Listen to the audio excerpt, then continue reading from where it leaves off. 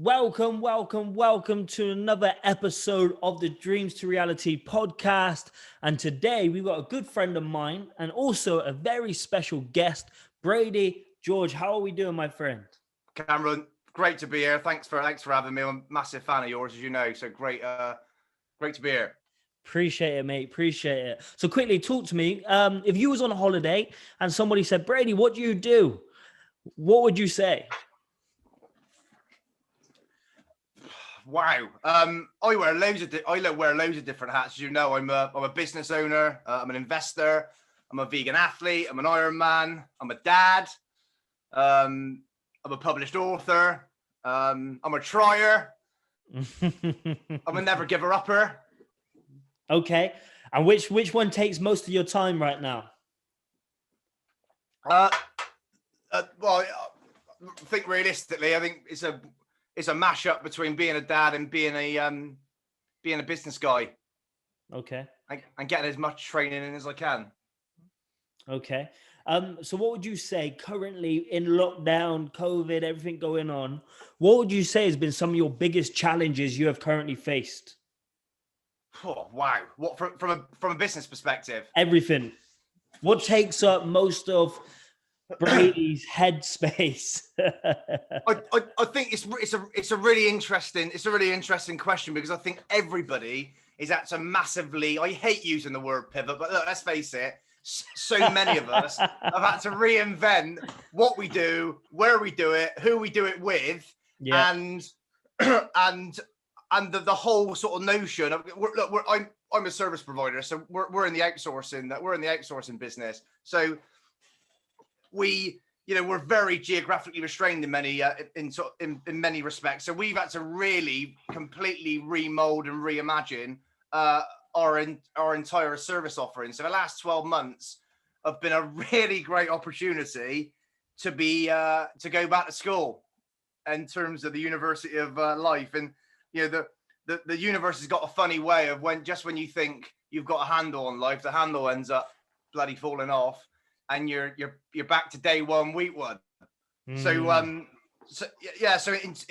terms of those challenges, there's been absolutely everything from physical space in terms of where we put our teams, how we connect with one another. The whole health and well-being agenda obviously is a massive challenge for everybody, both personally and professionally.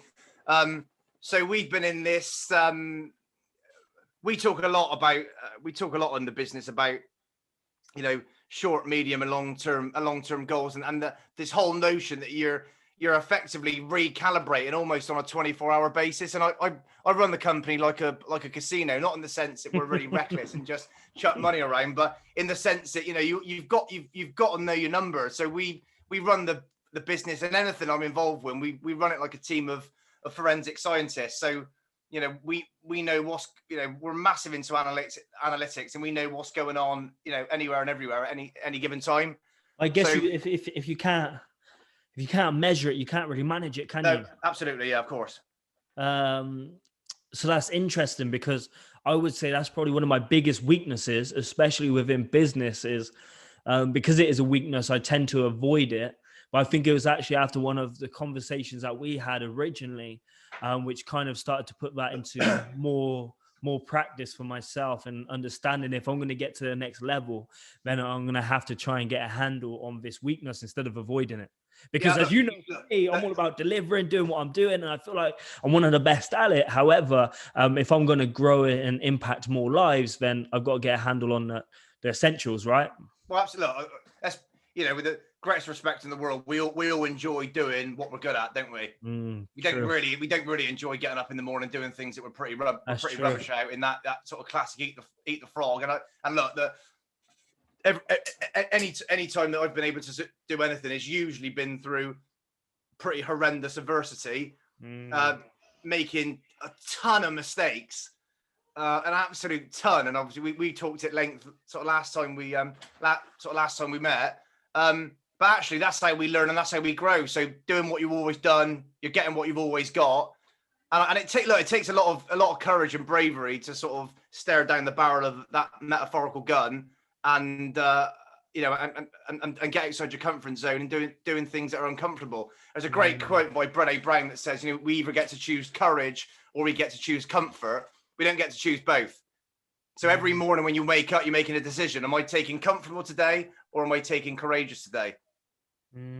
That's No, it's not easy. Literally how I wrap up the podcast, right? So there's two tables, one table of excuses, another table of results. Yeah, right. Absolutely. You can sit on one table, but you can't sit on both. Nope. With that said, it's amazing that you've got this kind of mindset and stuff. Have you always had it, or is it something that you've had to develop along the way? How has that worked for you? I think the honest answer has been an accumulation and a compound effect over a long period of time. It's that sort of classic, I think sort of Tony Robbins said it, we massively underestimate what we can achieve in a year and underestimate what we can achieve in 10. And I think, I think most of us are a classic example of that, really. We sort of go out initially all guns blazing, get slaps in the face, come around, come back with our tail between our legs. The difference, though, is getting back up quickly and going again and going again and going again and going again. And we're not born with that, with that knowledge, are we? We're building that up over a long period of time. What's important is the commitment to becoming and the commitment to being more in whatever area that might be.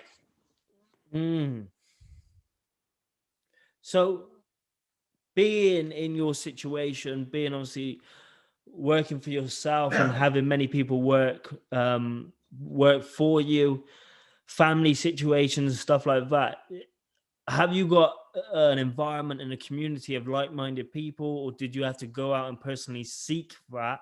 People who have a similar mindset to you? Of course, because let's be honest, right? Sometimes when you dream so big and other people think so small, you offend them, right? In many ways. Yeah. So how did you go about that? Well, again, it's a trial and error, trial and success model, isn't it? We gravitate people towards us by the person that we become, or the people we become over a long period of time. And we're consistently, if we're getting it right, we're consistently up leveling. I never want to be the smartest person in the room. That seems absolutely pointless. I don't want to be in that. I enjoy giving back, and I enjoy supporting and coaching and nurturing other people, all that stuff. And it's that classic: you're never too old to learn, you're never too young to teach. But if you want to grow, you need to be seriously uncomfortable. So being in and around people that are playing 5, 10, 15, 20 times, 100 times bigger than you, if that's your thing, then you've got to go out and find them. I've over the years wrote letters to so many different people, just turn up to places, work out where people are going to be at a certain period of time. It sounds a bit stalkerish, really, but you're people don't know who you are until they've met you. Yeah, and you're ultimately creating your own future and creating your own luck. You're going after what you want, and you're not apologizing for it. So it's like, okay, I'm going to go after it. If I don't get it, I'm going to keep going. When most people don't even try, and it's like the man in the arena, right? They don't want to be criticized. They're not willing to get outside of their comfort zone. So I think that's amazing. I think that's kind of how we first connected, because I think we spoke a few times maybe on LinkedIn. I'm not too sure. And then you see me at Center Parks, but I didn't know. I was stalking you at Center Parks. Yeah. Then you sent me a message, and it was like a real kind of personal message. Yeah. I seen you in the pool. You're a great dad. I was thinking, is he in Center Parks? Or is it something? I was watching you on the camera. Look, it's just a really interesting thing, I think, isn't it? Because so often, we've got our game faces on, and we're taking life so seriously. But behind all of the stuff that any of us doing, we're just people. We've got families. We might be parents. We're sons, daughters. Whatever. And that day, it felt so important just to really acknowledge that. And you know that anyway. You're a bloody amazing dad. So it was I think really lovely moment. I think it's so important. I think we've shared quite a few messages now where it is a sense of appreciation, and there's every week I'm sending messages to different ones of my friends, whether it's an audit, a voice note, or whether it's just a message just saying thank you, I appreciate you, and I love you type of thing. Because life is short at the same time, and I think that's even more reason why we need to go after our goals and strive for different things, because we're not here forever. Nope. And the last thing, and one thing that scares me, is I don't want to be a shoulda, coulda, woulda person. That's one of the worst feelings to ever be. In the pub, oh, I could have played for England, but my knees. Yeah, right. I think it's one of those things that we have absolutely no idea most of the time how brilliant we all are. Absolutely no idea. There's an amazing documentary, if you get a chance to watch it, called Finding Joe, and they talk about this this community where they have a golden Buddha in the village, and they love and cherish and meditate on this golden Buddha, and the village is about to come under attack. So what they do, they're really worried that, one, they're all going to get raped, pillaged, and killed, and also that their golden Buddha is going to get looted. So what they do, they cover it in concrete, and so when the army attacks, they don't realize just how precious this Buddha actually is. And lo and behold, they come into town, they run past the Buddha and go and do a load of other horrible stuff. And then years and years go by,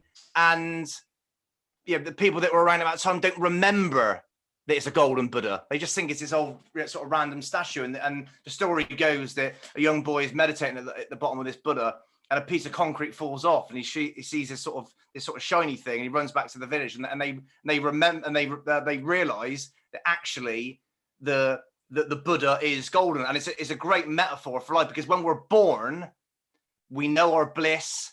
We have no inhibition. We're uber confident.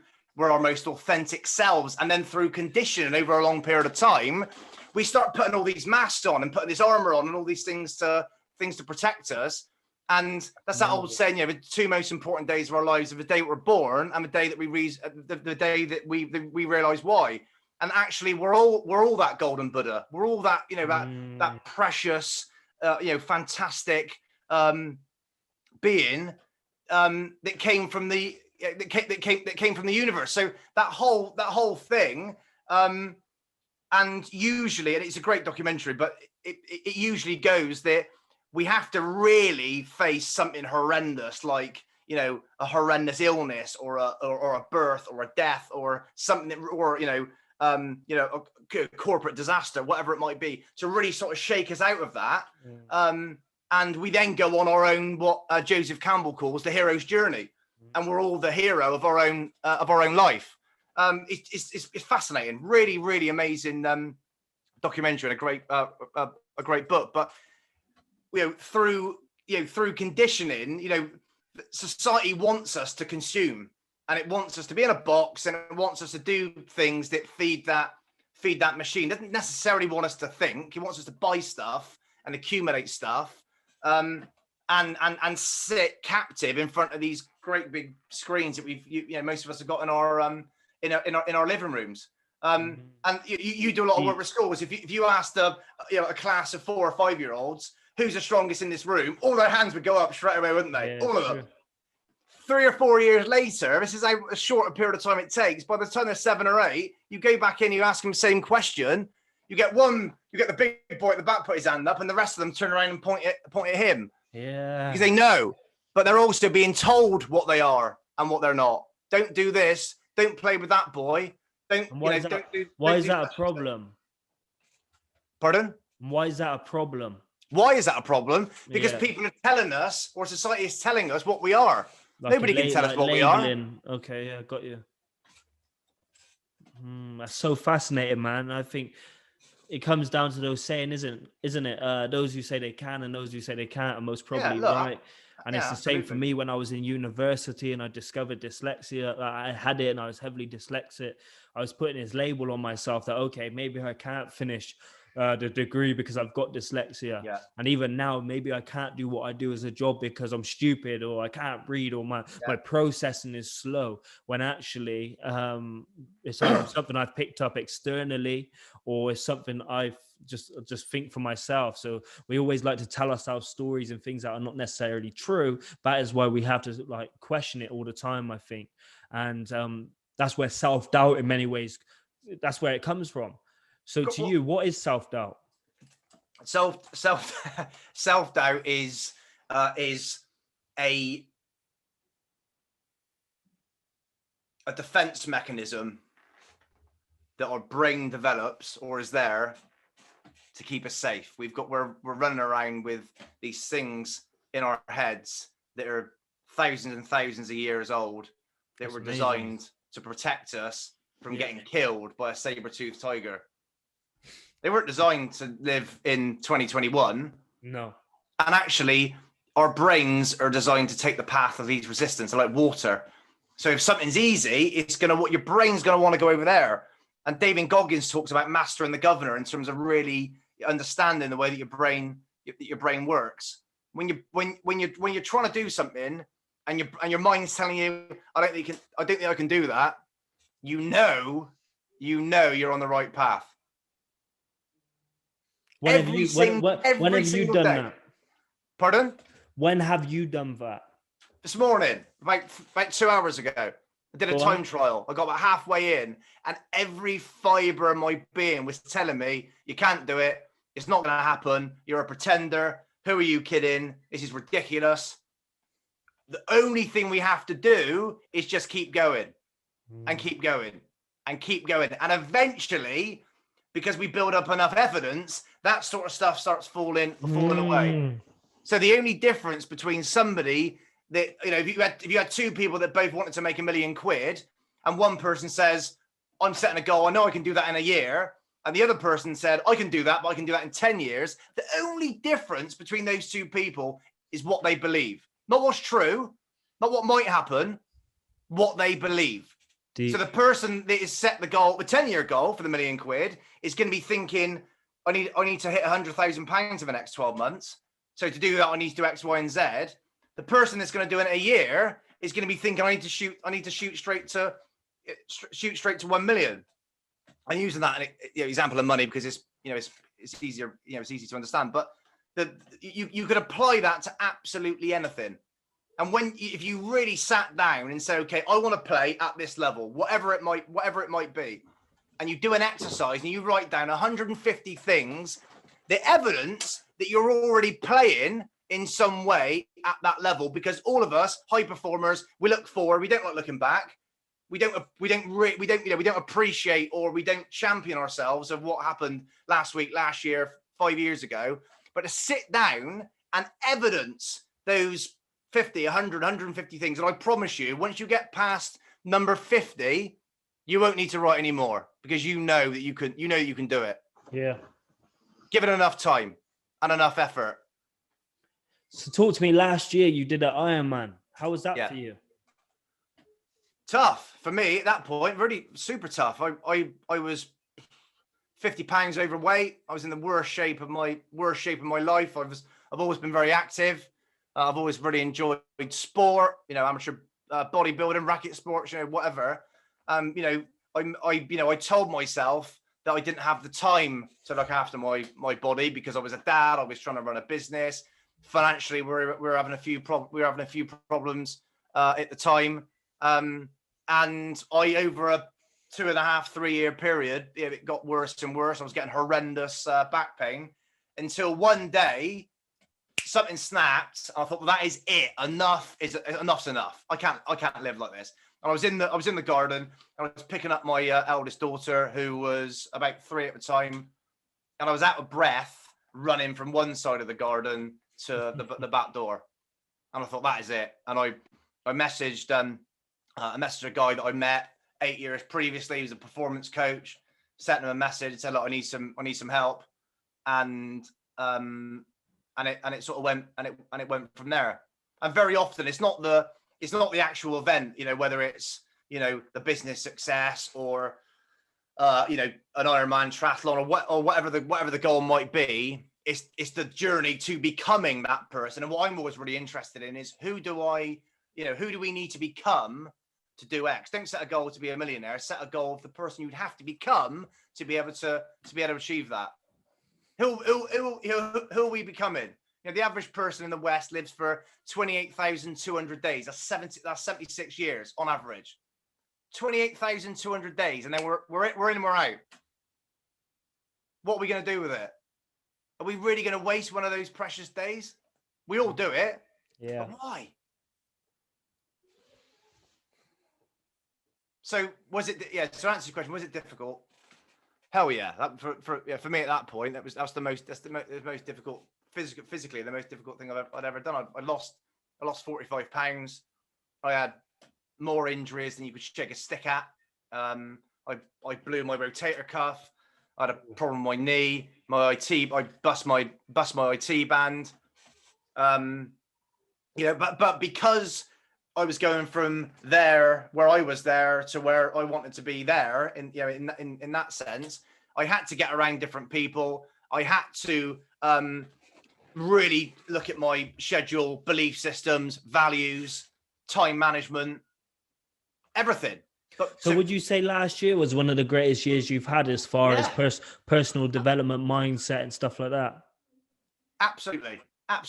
Because amazing. I think it's so easy to you sort of get to a point and you think, oh, this is all right actually. Financially, this is okay. Family wise, this is okay. And you're sort of it's not good or bad. Like it's pretty good, but you end up sort of getting into a sort of sense of stewardship where you've got a little bit further than you thought to in a shorter period of time. So, it's very easy to sort of take your foot off the gas. But yeah, last year was amazing. But why was it amazing? Because, I was fortunate to have some fantastic people around me, but it was the commitment, the absolute unwavering commitment to give it a go and not give up. And I failed more times than I succeeded. The Ironman was cancelled. We were supposed to be doing Ironman Copenhagen. It was cancelled. So we did the first ever, to my knowledge, Ironman Bristol. And I literally did it, I did it with my coach. The vast majority of the route I did on my own. We started in Clevedon Lake. We then cycled 112 miles around, like the area, Bath, Weston, Clevedon, Winscombe, all over the place, Bristol. And then ran a marathon around Bristol. But it would have been so easy, Cameron, for me to say not to do it, mate. It would have been. Can't happen. It can't happen. It's been cancelled out of my hands. And that's why I'm not really saying much on this podcast. And I think the reason why is just because there's so many things you say which I resonate with. And I've already kind of explained to you, especially on WhatsApp, how much I look up to you and actually how I find you inspiring and what you're doing. So everything you're saying is it's just key. It's absolutely key and it's absolutely vital. And I also think it's important for my audience to see and hear from somebody else who has a similar mindset to you. And what I don't want to portray is that you think you're perfect, because I know the conversations we've had, you don't. But the fact is, every single day you are taking small steps every single day. And it's surprising what you can actually do in reasonably a short period of time. And I know to run that Ironman, especially when it got cancelled, how many people would have pulled back on their training once it got cancelled? So many people would have. But instead of trying to figure out or find excuses, what you did is you found a way. You adapted, you bounced back, and you became resilient, and you figured it out. Okay, you didn't do the Ironman at the actual race, but you created your own, and you did it, and you smashed it out. Now you're on to bigger and better things. You keep talking about a world record, though, not on here, but in general. Tell me about this world record you're trying to do.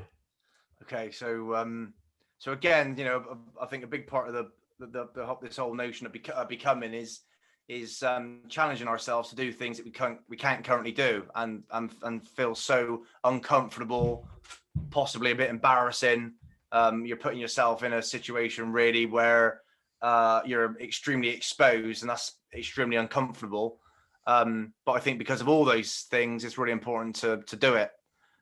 So I'm attempting to set the 24-hour cycling world record on the 24th of September this year, to be the first person to cycle over 590 miles in a 24-hour period. Is that on a track or is that on the road? No, that's outdoor. So it'll be an airfield somewhere. The thought of cycling around a 500-meter velodrome for 24 hours yeah.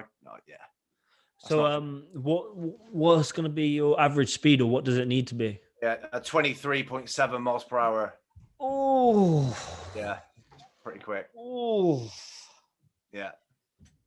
Thanks for clapping. damn. And where are you at now? About 18. Good, Got a little while man. to go. That's exciting. And you're trying to hit it by September, so you got the whole summer and stuff. Yeah. How exciting is that? Well, again, it's building up that evidence, isn't it? Like, you think about it, why bother? Why even bother giving it a go? I'm an average guy from an average background, came from a very working class family, and I want my daughters to grow up believing and knowing that they can do anything they put their mind to, given enough time.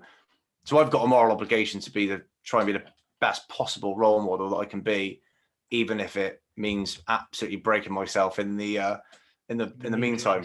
But it's not about the goal, really. It's not really about the goal. That's going to be great, but it's about who do I need to become, or who do we need to become in the process of committing to be more. The goal is irrelevant, really. Like 24, like literally, you're cycling around an airfield for a day and being the first person to.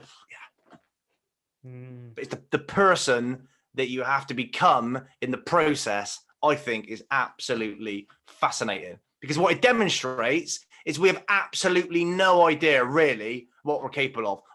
Let's be honest, I've got no real sporting background, average guy, average background, but there are people doing extraordinary things every single day with very similar backgrounds and challenges than us. Of course they are.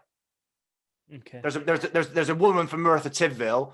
If you get to watch it on BBC, it's absolutely brilliant. She's the first person to swim that far south in the Arctic in a swimming cozy. Wow. I'm not no wetsuit. Lewis Pugh swam a kilometer under an ice sheet in the Arctic in a pair of Speedos. Now, on paper, that looks and seems absolutely insane. But again, it's building up that resilience and that stress tolerance and that belief over a longer period of time. We have absolutely no idea what we can achieve. No idea. So why wouldn't we go for it and see what happens? If we fail, so what? Because in the process, even if we fell miserably, we'll be someone else when we finish than when we started. Completely different. So at the end of this year, when you look back on 2021, how do you know it was a successful year? How do I know? How will because you know? Because I got 1% better every day, and I didn't give up. Just surrendering to the process. It doesn't matter in what area. Have you want to be a better parent? Pardon? Have you considered having a day off? So, for example, you woken up one morning and was like, I can't be bothered today. Yeah, of course. Yeah, but those are the none of us are perfect. But you've got to work on 80%. We've got to have another gear. We can't work at 95, 96, 97, 98% all of the time. I've gone back to school recently because I want to start an investment. One of my 5-year goals is to start an investment firm. Now, to be able to do that, it would make sense for me to be a chartered financial analyst. Now, I've got no finance background. I run my own business. I've been around numbers for a long time. That is excruciatingly uncomfortable for me to be taking a CFA master's essentially over a 4-year period with other analysts, people that have done degrees in economics and that sort of stuff. It's excruciating. But because it's excruciating, I know I'm going to learn absolutely tons. Does it matter if I pass the exams? No. Do I want to? Of course. But the reality is I'm going to accumulate so much more knowledge that I wouldn't have had I not applied it. So, sure. And I'm also pulling on knowledge and experience of the previous 5, 10, 15 years. So it's the commitment to not, like people talk about resolve. a great definition of resolve is promising yourself that you'll never give up. Have a rest, but don't give up. Don't give up on yourself. Give it 110%. Even if you fell miserably in the trying, don't give up. Because then you're moving from living to existing, and nobody wants to exist. That's my view, anyway. So, what can people take away then? What would be your number one takeaway from today? If there was something you could give somebody, some golden nugget, what would that golden nugget be then, Brady? The David Goggins, if you haven't heard of him, he was an ex-Navy SEAL, and he talks about we have to suffer to grow. You got the book there. There we go. I knew you'd have the book. I knew you would have that book. Stay hard, right? So the easiest thing in the world is to play it safe, play it easy. Do what your parents told you to do. Do what your teachers told you to do. Do what your mate Bob told you to do. And you can still fail whilst playing it safe. You can still fail. So even there's something I just highlighted on one of the pages saying starting at zero is a mindset that says my refrigerator is never full and never will be. We can always become stronger and more agile mentally and physically. We can always become more capable and more reliable. Since that is the case, we should never feel that our work is done. There's always more to do. Yeah. And the key there, though, Cameron, there's two things there. We're not living in a state of unhappiness, so we're just striving for more. It's not about that. It's about being content, happy, and grateful for where we are now, but in the pursuit of becoming more. Yeah. And it is, do we want to do it do we want to do it every day? No. Are there days when I get up and think, can't be bothered? Of course there are. But those are exactly the days that we should be doing it. However small, whatever the goal is, to run 5K, make 50 quid, to pass the exam, to go from a D to a C, whatever. It's not about the goal. It's not about the number. It's about the improvement. And those little incremental steps every single day, and have fun. Have bloody fun with it. We only get one shot. If you're doing stuff that you're not enjoying, forget it. Don't bother. Waste of time. No one's going to thank you for it. No.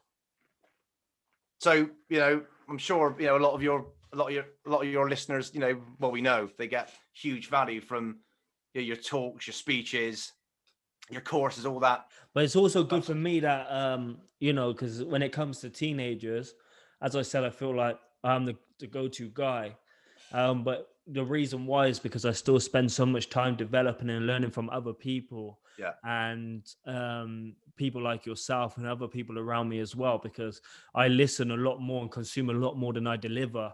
And people feel like, God, you're always delivering. But actually, I'm always trying to learn and I'm always trying to grow, because as you said, we overestimate what we can do in 1 year and underestimate what we can do in 10. And for me, 10 years ago, I had 20 words in my vocabulary. This was never possible. So then I think to myself, imagine what I can do in the next 10 years as well, especially with the academy and things like that we got coming. It's so exciting for me, though. It's all about execution, and I got to make sure I get the execution right, because I'll be honest, sometimes that level of self-doubt creeps in.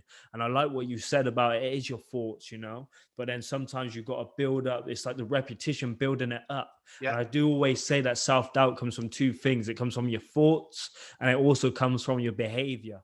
And ultimately, if you're not showing the behavior it takes to achieve a particular goal, then of course you're going to doubt yourself. Yeah. But then every single day, if you're ticking it off just a bit more, then you're going to start to absolutely get an action. So yeah, I think action is just absolutely key. And am I the best speaker out there? Probably not. No, of course I'm not. Am I the most intelligent speaker? No. But then at the same time, I'm still doing what I'm doing every single day and trying to improve. So I'd rather be that person who's getting out there and doing it than somebody who's actually good at speaking, but they don't have the courage to ever do it. Well, look, I think the really important thing there is that we all understand intimately, and let's be honest, we all give ourselves a mega hard time. That's true. No one else can do Cameron Parker. That's true. No one else can do Brady George. I have had crippling self-doubt for absolutely donkey's years. Too young, not good enough, stupid. Haven't got the grades, ridiculous accent, big nose, like all of it. And you make so many excuses for yourself, or you don't come from the right background, you didn't go to the right school, you haven't got the right degree. Well, yeah, all of that is absolutely fine, but it doesn't stop you showing up. It doesn't stop you having a go. And I'll tell you something for nothing. If you're the person that keeps showing up every single day, eventually, come hook or by crook, you're gonna end up just moving on up, because most people get fed up.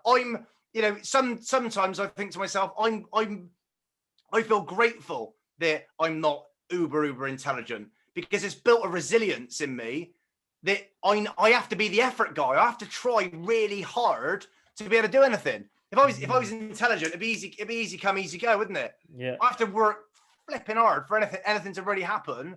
But by the nature of doing that, so many other good things happen. Good habits lead to good habits, lead to good habits, lead to good habits.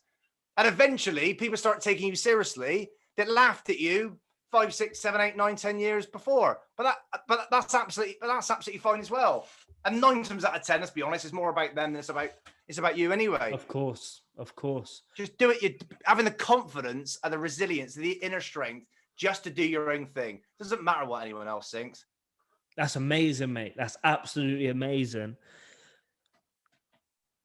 I just think it's great, the journey you've been on and the level of consistency that you have shown over this period of time, especially in lockdown.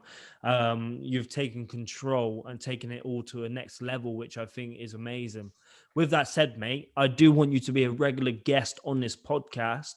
So we're going to be diving into different subjects and different things if you're happy to at certain points. Yeah, absolutely. But where can people find you, mate?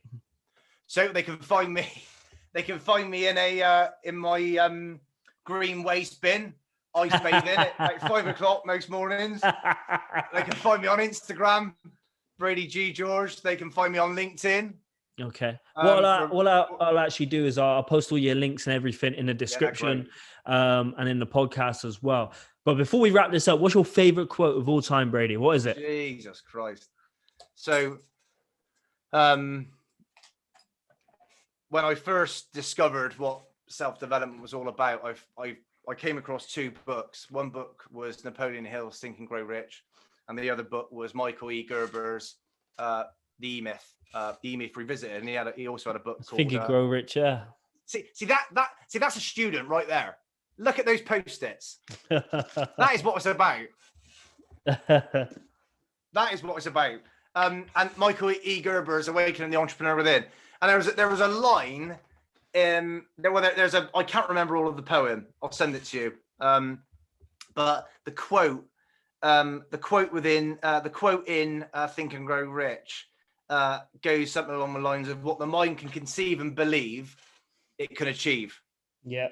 Don't matter what anyone else thinks, but what it really, really, really matters is what you think. Yeah. And I can't tell you for how long, because I went to a school where I was royally the odd one out. Like most people's parents had a lot of money. It was in an area that was quite a way away from where I lived. No one spoke like they lived on a farm. And it was the most debilitating 5 years.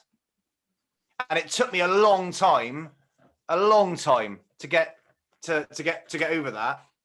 But what I came to realize in my adult life, it didn't really make any difference what anyone else thinks, but it really, really, really matters what I think and what I think about myself and what I want to be able to support and give back and do a load of cool stuff. And it's the commitment to the daily practice of just being a student and showing up every single day. Yeah, quote from Think and Grow Rich. There are no limitations to the mind except those we acknowledge. Both poverty and riches are the offspring of thoughts. Yeah, absolutely. Thoughts are things. It all starts in there. Good, bad, or indifferent. There you go. Guys, thank Boom. you. Brady, thank you, my man. Pleasure. Guys, you know what to do. Make sure you like, comment, subscribe, do all the sharing. You can also get this on Apple Podcast and Spotify. Brady is a good friend of mine, so we could be doing this a lot more. And I'm excited to see what 2021 brings. You know, we're in Feb now. We understand, you know, we're probably going to be in a few more lockdowns this year, but what can you do and what can you control? And I said it in this podcast already. In life, there is two tables, one table full of excuses, one table full of results. You can sit on one table, but you cannot sit on both. And I think we all know what table Brady sat on, right? So let's join Brady on that table of results. And I'll see you guys all very, very soon. Bye-bye. Take care, dude.